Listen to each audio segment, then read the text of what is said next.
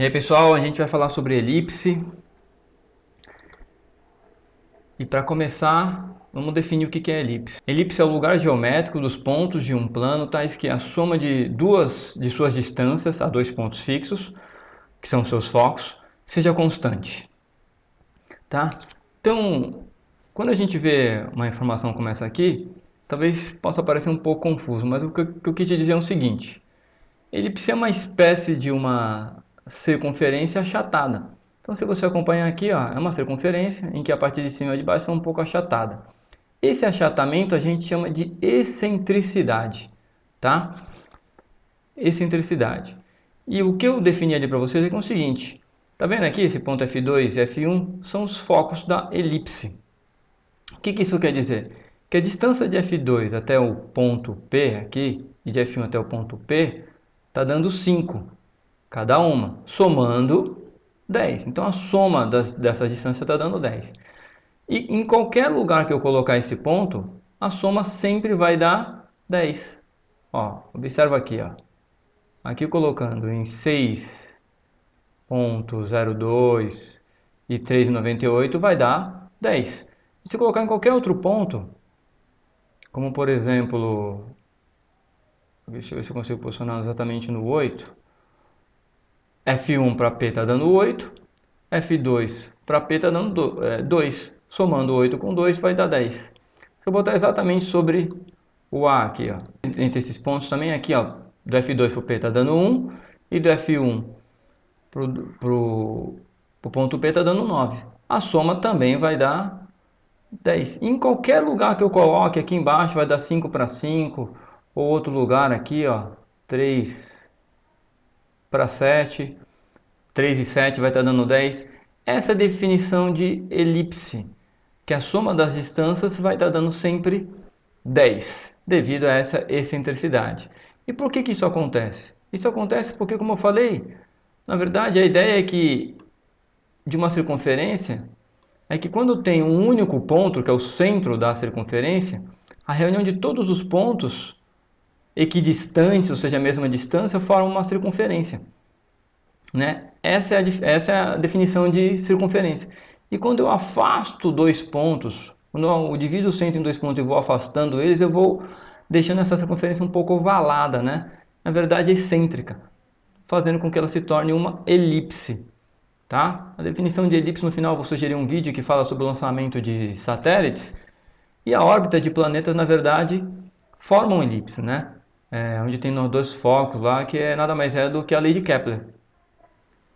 Elipse, ok? Exemplo de uma elipse tem o foco 1 e o foco 2, e como eu falei, a sua excentricidade, ou seja, ela é um pouco achatada, que é exatamente o que difere de uma circunferência, tá bom? Continuando aqui, a gente vai para os elementos de uma elipse. Quais são os principais elementos para serem observados e estudados de uma elipse? O principal deles eu já apresentei, que é o foco, né? São esses pontinhos aqui, F1 e F2, conhecidos por focos. Eu tenho os pontos A aqui, A1 e A2, que são os vértices do eixo maior, os dois pontos que ficam exatamente nas extremidades do eixo maior. Se você observar, a elipse tem dois eixos.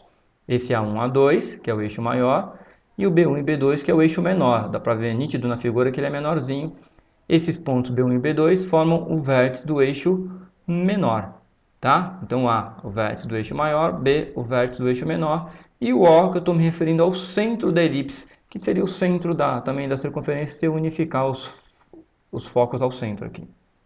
Chegamos a três elementos importantes, que são as distâncias. O Azinho.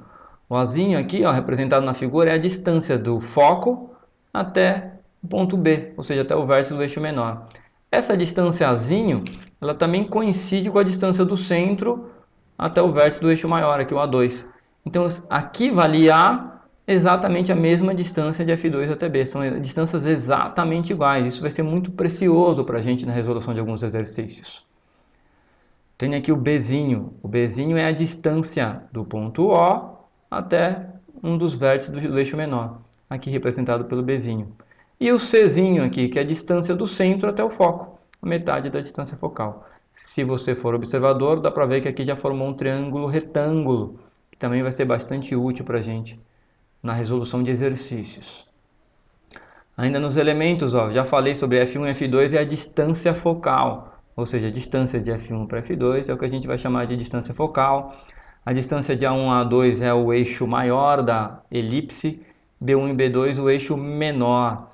E aqui é para calcular a excentricidade da elipse, o quanto que ela é achatadinha assim, né?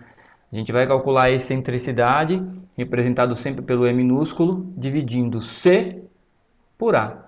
Então, quando eu divido a distância C aqui, ó, que é do centro até o foco, por A, né, a distância de B1 até o F, eu vou ter a excentricidade da elipse.